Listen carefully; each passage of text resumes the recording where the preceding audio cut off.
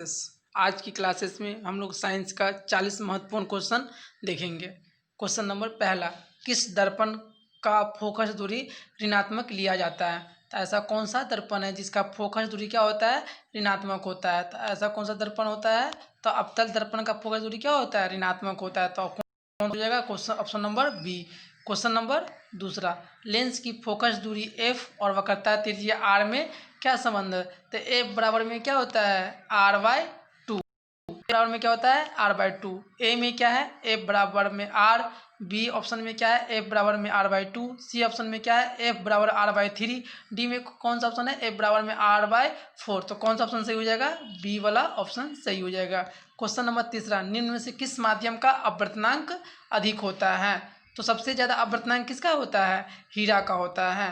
तो ए में क्या है? हवा। बी में क्या है? जल। सी में क्या है? शीशा। और डी में क्या है? हीरा। सबसे ज़्यादा अपवर्तनांक किसका होता है? हीरा का होता है। तो ऑप्शन नंबर डी सही है। सामान्य दृष्टि के लिए सुस्पष्ट दृष्टि का अल्प दूरी है, मतलब कि जो समान आँख होता है उसके लिए सबसे कम दूरी कितना होता है? Option number A 25 metre, option number B 25 centimetre, option number C 25 millimetre. D में इनमें से कोई नहीं। तो जो सामान्य आँख होता है उसके लिए मिनिमम दूरी कितना होता है? 25 सेंटीमीटर। तो कौन सा ऑप्शन सही हो जाएगा? Option number B. Question number पाँचवा, श्वेत प्रकाश का कौन सा रंग किसी प्रिज्म से गुजरने के पश्चात सबसे कम झुकता है? जब प्रिज्म से हम क्या करते हैं? श्वेत प्रकाशीय किरण को गुजारते हैं तो ये कितने रंग में बढ़ जाते हैं? 7 रंग में बढ़ जाता है। तो सबसे नीचे ऊपर क्या होता है? लाल। और सबसे नीचे क्या होता है? बैगनी। तो झुकाव का मतलब क्या कि कौन सबसे कम झुकाव? सबसे कम झुकाव किसका होता है? लाल का। तो कौन सा ऑप्शन हो जाएगा? ऑप्शन नंबर सी। ऑप्शन कौन सा सही हो जाएगा? Option number C. Question number छठा, निकट दृष्टि दोष को किस लेंस के उपयोग द्वारा संशोधित किया जा सकता है? निकट दृष्टि दोष किसे कहते हैं? ऐसा दोष जो निकट की वस्तु को साफ साफ देख ले लेकिन दूर की वस्तु को साफ साफ नहीं देख सकता है। तो इसको ठीक करने के लिए हम लोग कौन सा लेंस का उपयोग करते हैं? तो अवतल लेंस। तो कौन सा हो जाएगा? ऑप्शन नंबर ए। क्वेश्चन नंबर 7, वैद्युत प्रतिरोधकता निर्भर करता है। तो वैद्युत प्रतिरोधकता होता है क्या है? तो आर बराबर में क्या होता है? रो L/A। एल क्या है? मतलब चालक की लंबाई। ए क्या है? अनुप्रस्थ काट का क्षेत्रफल। और रो क्या है? चालक की पदार्थ की प्रकृति। तो ये जो होता है वैद्युत प्रतिरोधकता होता है, ये किस पे करता है? तीनों पर निर्भर करता है। तो कौन सा ऑप्शन सही हो जाएगा? डी, इनमें से सभी। क्वेश्चन नंबर 8, विद्युत शक्ति का एसआई मात्रक होता है। Option number A watt, option number B watt पर घंटा, सी यूनिट, डी में ओम। तो वैद्युत शक्ति का एसआई मात्रक क्या होता है? वाट। जबकि क्वेश्चन नंबर नेक्स्ट, एक यूनिट विद्युत ऊर्जा का मान होता है। एक यूनिट विद्युत ऊर्जा का मान क्या होता है? Option number A 3.6 into 10⁻³ joule, option number B 3.6 into 10⁻4 joule, option number C 3.6 into 10⁻5 joule, option number D 3.6 into 10⁻6 joule. तो एक यूनिट विद्युत ऊर्जा का मान कितना होता है? 3.6 इंटू 10⁻6 जूल। कितना होता है? तो ऑप्शन नंबर कौन सही हो जाएगा? Option number D. Question number 10, निम्न में से कौन सा कथन सत्य नहीं है? ये 4 जो ऑप्शन दिया हुआ है इसमें से क्या है? एक कोई गलत है। तो पहला ऑप्शन क्या है? विद्युत जनित विद्युत चुंबकीय प्रेरण पर कार्य करता है, ये बात तो सही है। ऑप्शन नंबर बी, विद्युत मोटर विद्युत ऊर्जा को यांत्रिक ऊर्जा में बदल देता है, ये भी सही है। ऑप्शन नंबर सी, चुंबकीय बल रेखा परस्पर नहीं काटती है, ये भी सही है। डी में, हरे विद्युत रोधन वाला तार प्रायः विद्युतमय तार होता है, ऐसा नहीं होता, उसमें मतलब करंट होता है। तो कौन सा गलत है? Option number D. Question number 11, Fleming के वाम हाथ नियम में बायां हाथ का मध्यमा संकेत करती है। जो बायां हाथ होता है, बायां हाथ का जो मध्यमा क्या संकेत करता है? चालक में प्रवाहित विद्युत धारा की दिशा। तो कौन सा ऑप्शन सही हो जाएगा? ऑप्शन नंबर सी।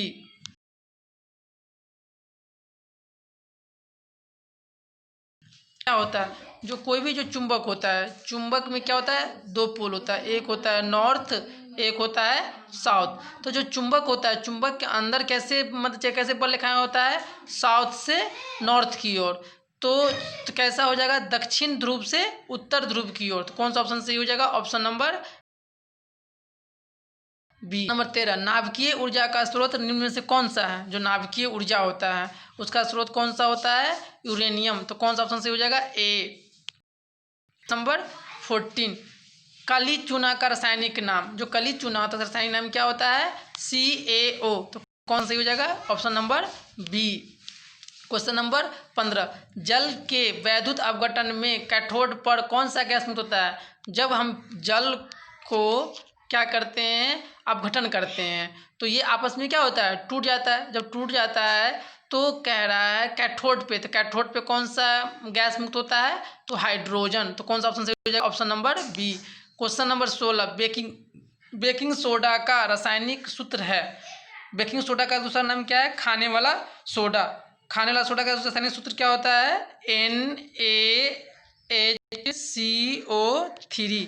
तो कौन सा ऑप्शन सही हो जाएगा? ऑप्शन नंबर ए। कौन सा ऑप्शन सही हो जाएगा? ए। क्वेश्चन नंबर 17, कौन सा पदार्थ नीले न्यूट्रल पदार्थ को लाल कर देता है?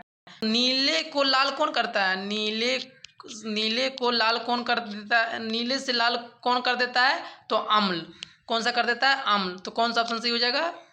ए। और लाल से नीला कौन कर देता है? तो क्षार। Question number 18, milk of magnesia का pH मान कितना होता है? तो मिल्क ऑफ मैग्नीशिया का जो pH मान कितना होता है? 10.5। तो कौन सा ऑप्शन हो जाएगा? Option number D. Question number 19, निम्न में से कौन सा धातु 19 में क्या है? निम्न में से कौन सा अधातु चमकीला है? अधातु किसे कहते हैं? जो क्या करता है? इलेक्ट्रॉन का ग्रहण करता है। अधातु किसे कहते हैं? जो इलेक्ट्रॉन का त्याग करता है। तो जो ऐसा अधातु जो क्या है? चमकीला है। तो कौन सा है? आयोडीन। तो कौन सा ऑप्शन सही हो जाएगा? ऑप्शन नंबर ए। क्वेश्चन नंबर 20, निम्न से कौन सा धातु अत्यधिक अभिक्रियाशील है?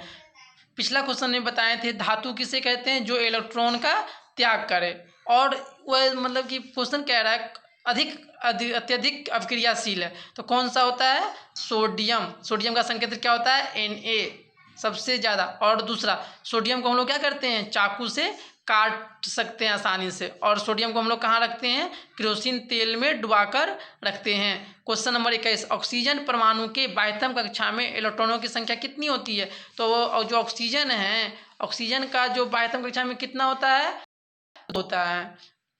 तो कौन सा ऑप्शन सही हो जाएगा? ए।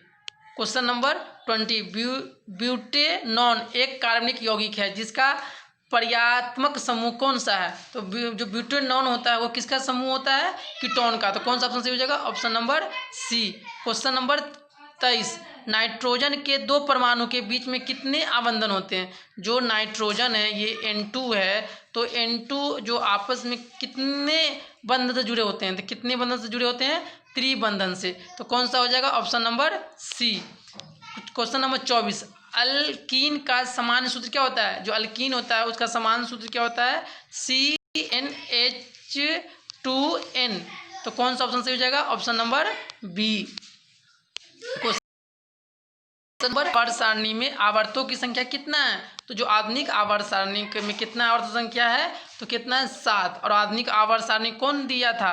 तो मेंडलीफ। क्वेश्चन नंबर 26, समूह में ऊपर से नीचे जाने पर परमाणु आकार में क्या परिवर्तन होता है? तो जब ऊपर से हम लोग नीचे आएंगे तो परमाणु आकार क्या होगा? उसका साइज क्या हो जाता है? बढ़ जाता है। तो कौन सा ऑप्शन हो जाएगा? ए।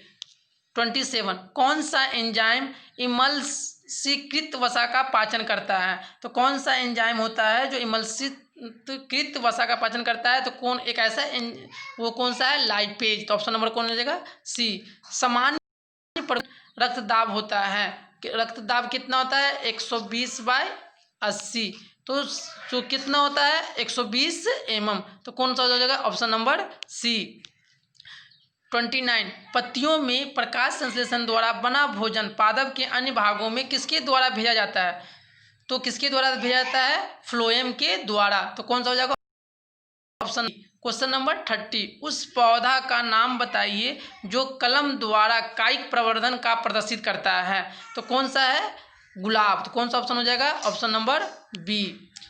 क्वेश्चन नंबर 1, काला जार बीमारी किस रोग जनक के कारण होता है? जो काला जार बीमारी होता है किसके कारण होता है? तो किसके कारण होता है? ये मानिया के द्वारा, किसी का था लेशमानिया, तो कौन सा हो जाएगा होगा ऑप्शन नंबर बी।